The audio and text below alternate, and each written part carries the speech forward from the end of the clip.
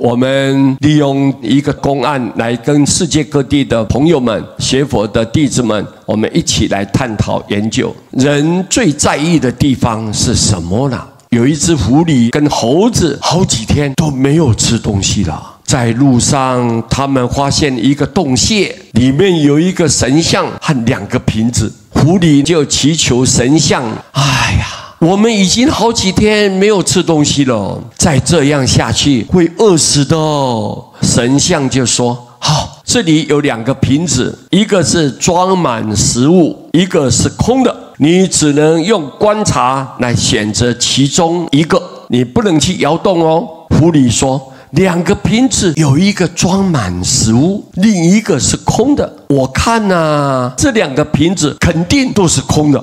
听了这个话以后，有一个瓶子就开口了：哼，我才不是空的呢。狐狸一听呢，伸手就抱走另外一个瓶子，打开瓶口，果然呢，里面都是食物啊。猴子大惑不解的就问了：你怎么知道这个瓶子里面有食物呢？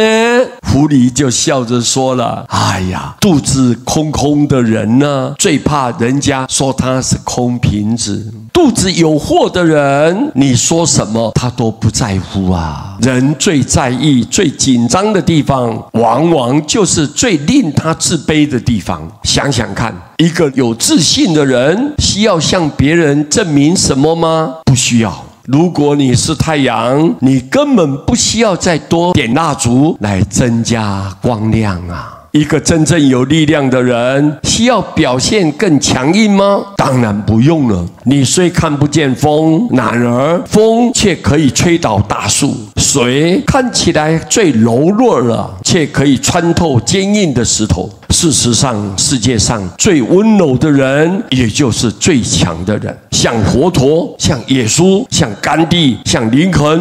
只有够强的人才能弱。人最在意的地方，往往是最自卑的地方。2人在争吵，其中一方能够先退让，是谁有风度呢？2人有心结，其中一个先道歉，是谁有气度呢？有理智的人才能放下面子吧。有自信的人才能弯得下腰，有自尊的人才能够退让。所以我们一定要记住，退让并不是吃亏，退其实是进，因为你永远无法打败一个不想赢的人。佛一再告诉我们，学佛的人一定要谦卑，要不断的学习，这样你才会进步。尤其我们念佛的人不能懈怠，知道阿弥陀佛的慈悲愿力，要救度我们这种罪恶的凡夫众生。我们唯独只有信心，精进的念佛，才能感应道交，投入在佛陀的怀抱。未来我们能够跳脱6道轮回，离开生死的苦海，到极乐世界面见佛陀，何乐而不为呢？这是最逍遥、最自在，让我们最欣赏的地方。所以我们大家都要谨记在心。阿弥陀佛。